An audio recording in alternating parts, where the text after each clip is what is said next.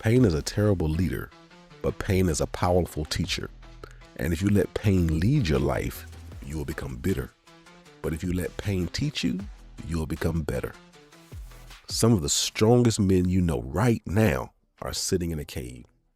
Not a literal cave, a cave of burnout, a cave of disappointment, a cave of silence where nobody knows what they're carrying.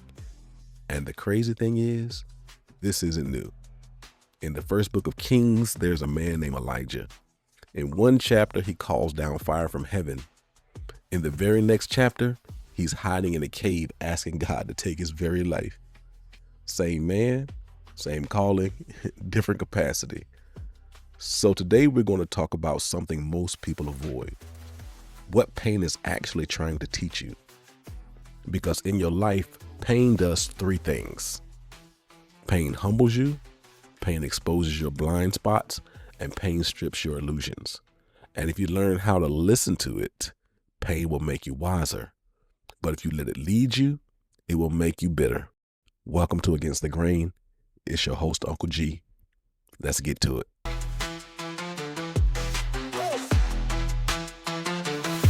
Steel toes on the ground, I ain't backing down. Truth like a lie, and it wears the crown. Chain snap like twigs, I hear the sound. No trend gonna tell me how to spin around. They push the wave, I hold my stand. A solid rock, not shifting sand. Truth over trends, yeah, we won't bend. Faith over fear, we rise again. We won't bow, we won't break or blend in. Against the grain, this Welcome fight back. we win. And we're going to get right into this episode.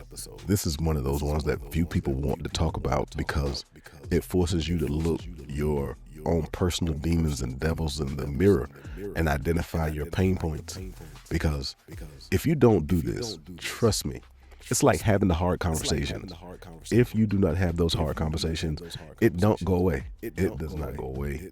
It just sits there and festers until now you're dealing with issues that you could have dealt with in the beginning and they wouldn't have been nearly as bad as they are now. And if it's one thing that Uncle G has learned over these years is that pain is a powerful teacher. I'm telling you. Pain does a couple of things to you that really helps you if you listen to it. For one, pain humbles, pain exposes blind spots, and pain strips illusions. And I'm telling you, when you realize that these are some of the things that pain is trying to teach you, you'll move a little differently. And you'll ask, instead of, why is this happening to me? You'll start to ask, what is this trying to teach me?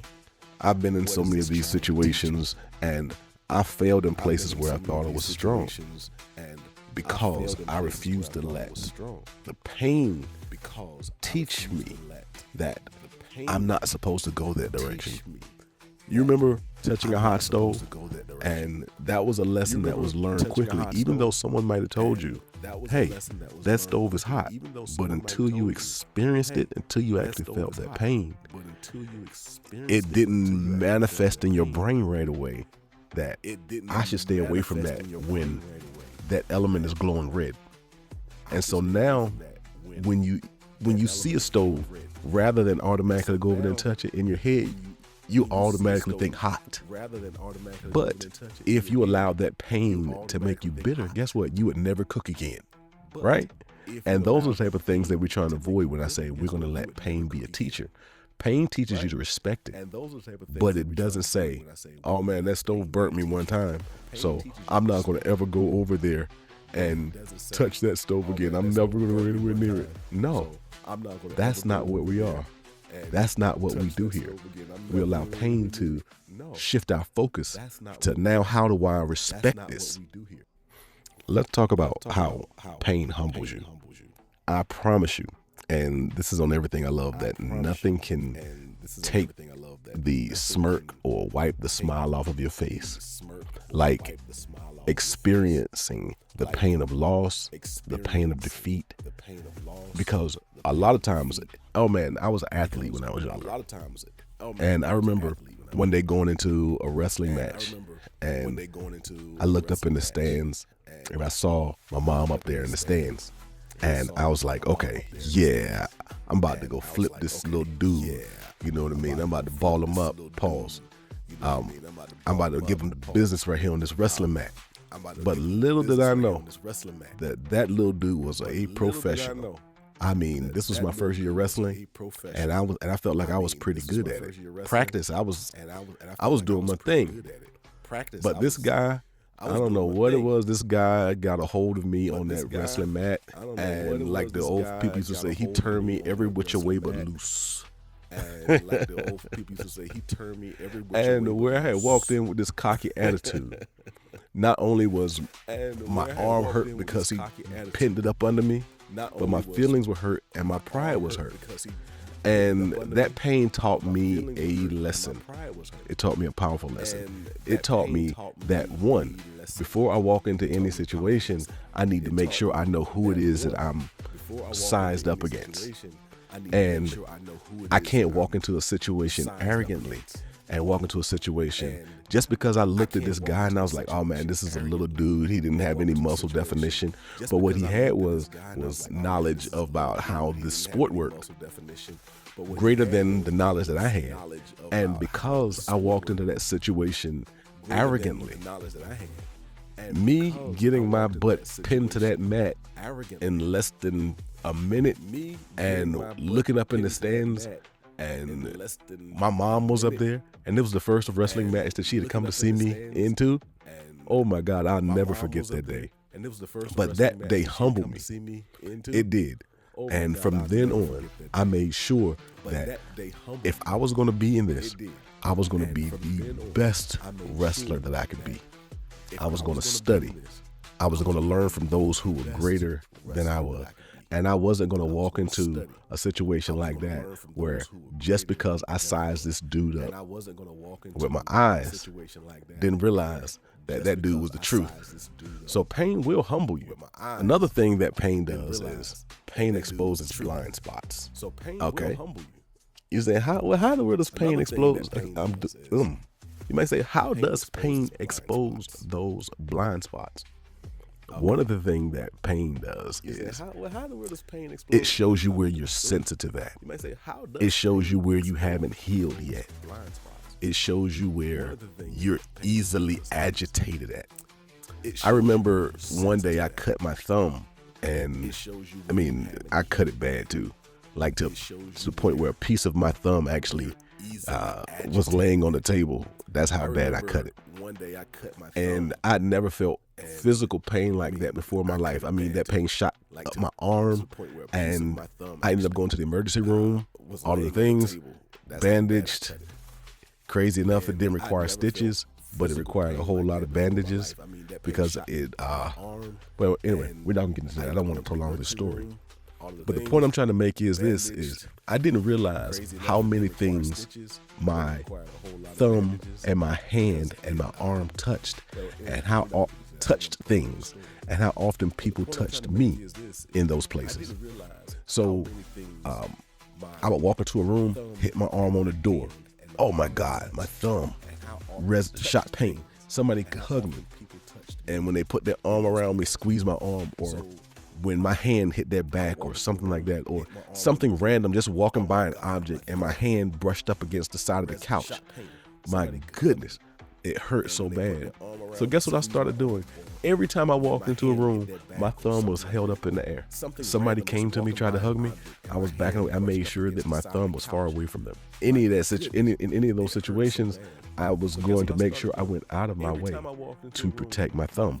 And just like us, we have a lot of unhealed spots in us.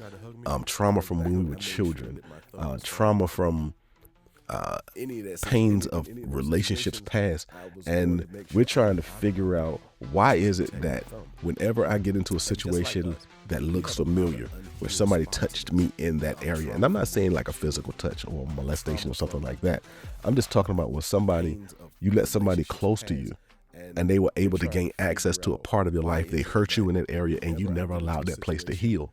And now anytime you walk into a situation where you see something similar about to happen, now all of a sudden you react to it in a way to protect yourself from getting hurt like that again. So instead of now wondering why am I always mad when I get in those situations, allow that to teach you, like, so what part of me did not heal? What part of me is still exposed that now I'm not allowed people to get close to me? What is it about me allowing new friends to come into my life and now they all seem to exit the same way because now I'm pushing them away? You know, why am I always arguing at situations? Why do I always feel like I have to fight? Why do I always feel like, I have to react a certain way when I feel like somebody's challenging me? I was telling a friend of mine the other day, I said, to a hammer, everything looks like a nail. And we turn ourselves into hammers when we try to protect ourselves, and we're going to make sure that nobody can ever hurt me like that again. And when you do that, now you've allowed the pain to lead you, because now the first thing you think about is pain, rather than trying to figure out what is it that caused that pain that now I need to let heal. Do I need to pray about this thing, give it to God? I'm a big advocate of therapy. Do I need to go have a therapy section? It doesn't have to be a professional therapist, because I'm going to tell you what, some of my best friends are my therapists. We get a chance to talk to each other and just get it off of our chest. But I'm a big advocate. You need to release it somewhere. And trust me, some of your friends, they may be a little bit more insightful than you think. So you have to take it all with a grain of salt. Another thing that pain does, and this is a powerful one, is strip solutions. Some of us live in our own world of make-believe.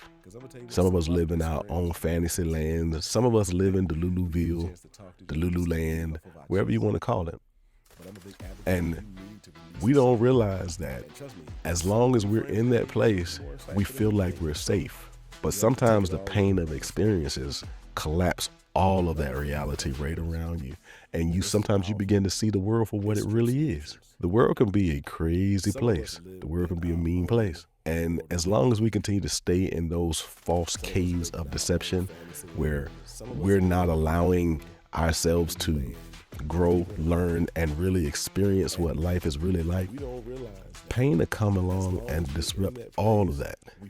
And some of us have built some of the most elaborate land of make-believes because we will put our entire faith in and our identity in accomplishments and things that we've done and possessions that we have and the spouses that we have or the women or girlfriends or that we have in our lives at the time. We build our whole identity around those things, not realizing that all it takes is one thing, and that whole sandcastle comes collapsing. And then the world that you built is no longer safe. And guess what happens? A lot of times we'll go straight into a deep depression behind that. We'll run away. And now the pain of losing things and the pain of loss now becomes our driving motivation force. And trust me, that is not a place where you want to be. Because when you shift from living to then that protecting mode where you're trying to protect yourself, where you're trying to guard everything, you don't realize that your whole purpose has been robbed. Your peace has been taken from you. And it's all because you don't want to experience the pain of the loss or the pain of your false idols and sandcastles that you built and your land of make-believe being wiped away. But I'm going to tell you what, if you let pain teach you in those situations, you'll realize that the source of all of that, you still have it. Those things are temporal. Those things are temporary. But there's nothing that you ever lose that the way that you got it, you can get it again. I've heard so many millionaires talk about if they ever became broke, because they understand that pain taught them how to go get it and how to hustle and how to make it happen.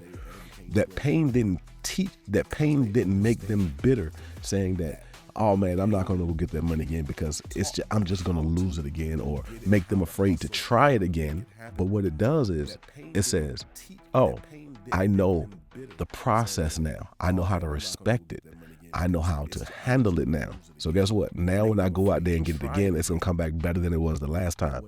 Stop letting pain dictate your life. Sometimes pain whispers first. But when we ignore it long enough, it starts shouting. And one of the ways that it shouts is burnout.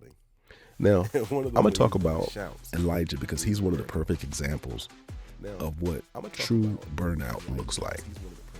Because if you go back and read the first book of Kings, and I want to say it's chapter 18, Elijah made a public display where he got all of the prophets of Baal to gather around the altar, and he challenged them to a contest to see whose God was real. And in this, he said, okay, y'all begin to call your God, call on him. And the first God that lights this altar is the real God. So the prophets of Baal, they called on their God, they danced, they cut themselves, they prayed as hard as they could.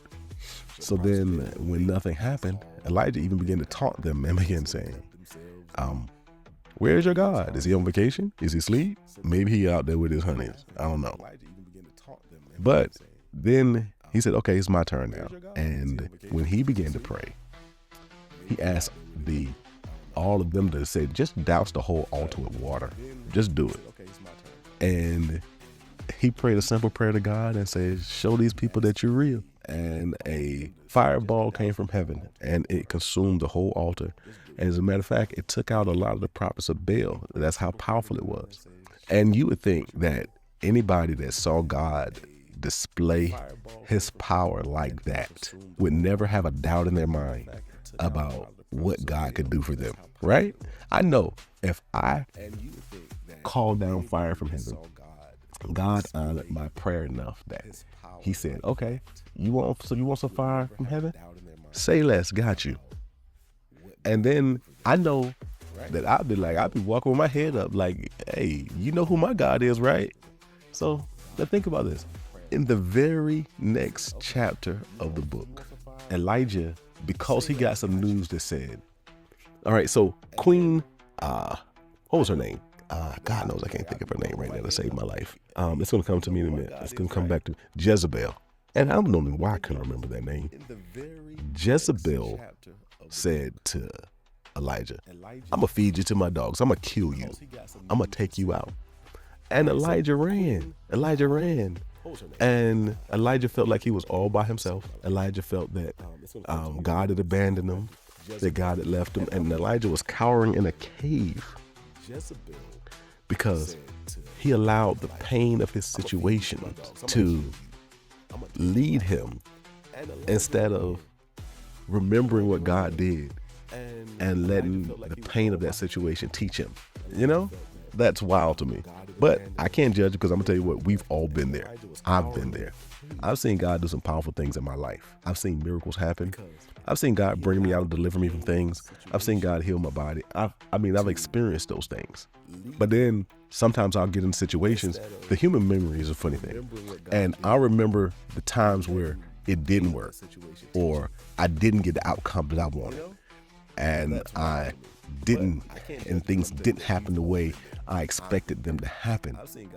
And because I allowed the pain of those moments to lead me rather than to teach me respect for the process, then I become burned out, thinking that where are you, God? Where that I'm thinking that I'm losing in this situation where that is nowhere near the case.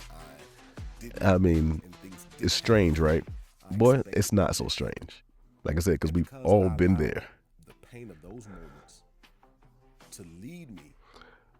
But in this whole situation, just remember that you're not the victim of pain. You're not. And if you're experiencing pain and sometimes you can't get out of your own head, it's not because you're a victim. It's because right now you're under reconstruction. You're back in the classroom. You're being re-educated. You're being taught again. Because one of the things I do know about God, and I do know about this walk that I have with him, that even though you may mess up, God will never condemn you, but he will convict you. He will recorrect you. He will, I said recorrect, didn't I? He will correct you. He will redirect you. He will alter your path. He will take you places to get you back on course. Because if there's one thing that I know for sure, is that if God has a purpose and a plan and a design for your life, there is nothing that you can do about it. There's nothing that you can say. There's nowhere you can go. There's not a mountain high enough. There's not a valley low enough. There's not a river wide enough or ocean deep enough where you can hide from your purpose. You don't believe me? Go ask Jonah. I mean, the Bible is filled. It is filled with accounts of people who have tried to either deny their purpose, run from their purpose, slowful about their purpose, and because of these things, the pain of it had to redirect them. It had to teach them. It had to show them. It didn't lead them. It made them better. It didn't make them become bitter. It made them become the best versions of themselves, because guess what? They allowed that pain to do what it was supposed to do in their life. I'm serious. So this right here is just an example of some of the things that we can talk about. I know I really felt like I rushed through this, and I really feel like I didn't give this the diligence that it deserved, because one of the things that I do know is that we're in a rebuilding phase, especially us as men. Right now, there are so many things that we're up against on a daily basis, so many things that we fight on a daily basis. And I'm not discounting any struggle that anyone else is going through, because I can't speak on those. But I can speak on what I'm going through and what those who are in my circle, those who are in my tribe, those that I see, those that I encounter talk about. Now, can I empathize? Yes, I can. Can I sympathize? Yes, I can. Because I can make a parallel between what I'm going through. And I said, if I feel like this, then you must feel like that. But that's not why I'm here. I'm here to talk about us men at this point. Because when we do not allow the pain to redirect us and get us back to our purpose, there's so many lessons that we're going to be doomed to repeat. And we can allow that. We cannot allow that. Now, we can try to blame it on other people. We can try to blame it on situations. We can try to blame it on life. We can blame it on, systematic racism. We can blame it on feminism. We can blame it on systems that were designed to keep us into a place where we cannot be the best versions of ourselves. But the problem is, when you know that there's a roadblock in the way, what do? Do you walk up to the roadblock and say, guess what? I can't go any further than this because there's a roadblock in my way? Or do you find a way around the roadblock, over the roadblock? Or do we come together collectively and do we remove this roadblock? Because as long as we continue to stand there and look at the roadblock is not going anywhere. And I want to say, oh man, you're going to make me go back and research this one again, because I'm also, in my brain, a student of philosophy. And I almost want to say it was Marcus Aurelius. Hold on a second. Let me look this up, because I'm about to fact check this. Systematic racism. We can blame it on feminism. And I know it was him who said it. Yes, it was. So rock with me for a second on this one. That's why I love the internet. He says, the impediment to action advances action. What stands in the way becomes the way. So at the core, it means challenges to your purpose are placed there to help you to grow, not to block you from growing. And one of the things that we've done is we've allowed the pain of life, the pain of success, the pain of fear, the pain of failure, the pain of rejection. All of these pain points that seem to want to hinder us, a lot of times we allow those to continue to be our roadblocks instead of allowing them to lead us and guide us to where those should be the way. Because once you overcome those things, then the sky is the limit. But as long as we stand behind these roadblocks of fear and pain, we'll never advance to where we're supposed to be going. I remember talking to a friend of mine about a year ago, and one of the things that we used to say to each other every time that we're on the phone or every time we would converse would be like, a man that loses his purpose, a man that loses, let me say it right. A man that loses his peace loses his purpose, because his purpose then becomes finding his peace. So a man that has put his illusions and